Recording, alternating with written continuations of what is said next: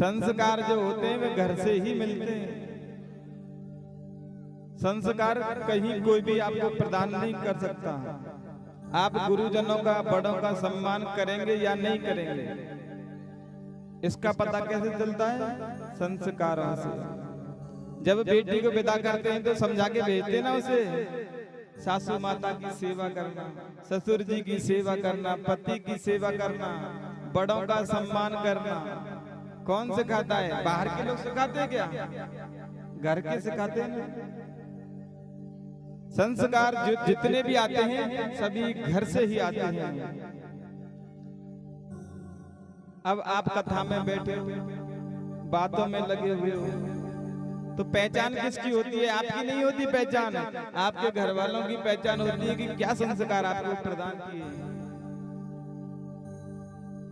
कथा में बैठे या बातों में लगे हुए हैं, आप घर पर सासू की, ससुर की सेवा करते हैं या नहीं करते हैं, वे आपके सब संस्कार बताएंगे। वैसे तो शास्त्रों के हिसाब से बताया है कि जब बेटी विदा हो जाती है और पति के यहाँ पहुंच जाए, उसका वही घर होता है।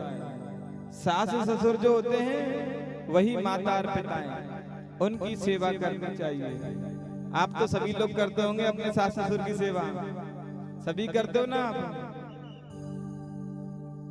करनी भी चाहिए, क्योंकि यदि आप लोग सासू माँ की सेवा करेंगे, ससुर जी की सेवा करेंगे तो वृद्धाश्रम नहीं खुलेंगे। शहरों के लोग सेवा कम करते हैं, इसलिए वृद्धाश्रम खुलने लग गए। हमारे देश में ऐसा तो पहले नहीं था ना, वृद्धाश्रम थोड़ी होते थे, लेकिन आज होने लग गए। और गर्व से कहते हैं हमारे देश में वृद्धाश्रम खूब है। अरे खूब क्यों है? आपकी वजह से। आप लोग सेवा नहीं करते। कमी किसकी है? हम लोगों की। यदि हम लोग अपने सासू की, ससुर की सेवा करेंगे तो वृद्धाश्रम क्यों खुलेंगे? पर कमी सब हमारी होती है, हमारी ही कमी है ना, तभी तो खुलते ना वृद्धाश्रम। गांव के लोग तो फिर भी अच्छे हैं, अपनी सेवा में लगे रहते हैं। शहरों के लोग ध्यान नहीं देते। शहरों में वैसे छोटे छोटे मकान होते और उसमें से बूढ़े लोगों को निकाल देते। लोग कहते हैं बचपन और बूढ़ा एक समान होता है। होता है क्या एक समान बचपन और बूढ़े? नहीं होते एक समान। बचपन बूढ़े एक जैसे नहीं होते। बच्चे को तो बड़े लाड प्यार से रखते हैं क्या नहीं रखते? बूढ़ों को रखते हैं क्या? एक छोटी सी कथा में आई बता देता हूं आपको।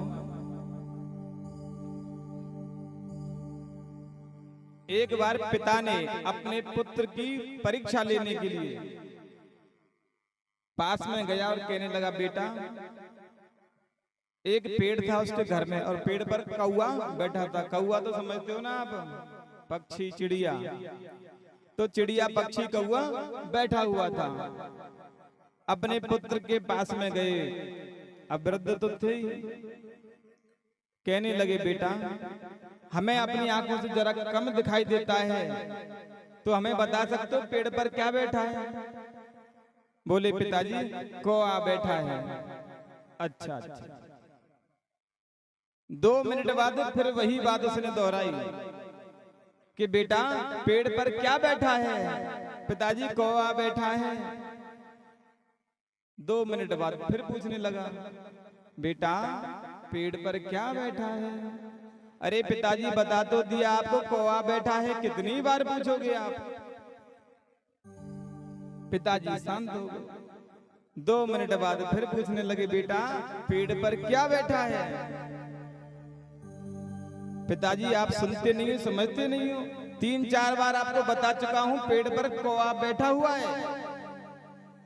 क्रोध आ गया। पिताजी कहने लगे, बेटा, हमने तुमसे 4-5 बार पूछ लिया और तुमको क्रोध आ गया।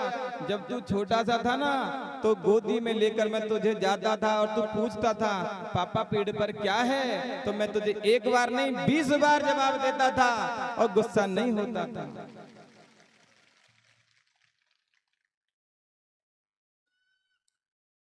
तो बचपन और बुढ़ापा एक जैसा नहीं होता। बूढ़े ने अगर एक दो बार पूछ लिया तो झुंझला जाओगे, क्रोध कर दोगे। पुत्र पर नहीं करते, चाहे वो 50 बार क्यों ना पूछे, बार बार जवाब देते। तो माता पिता सास ससुर ही होते हैं, उनकी खूब सेवा करो।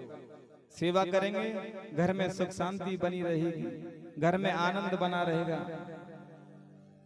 ये अपने जीवन में नियम अपना ही लेना,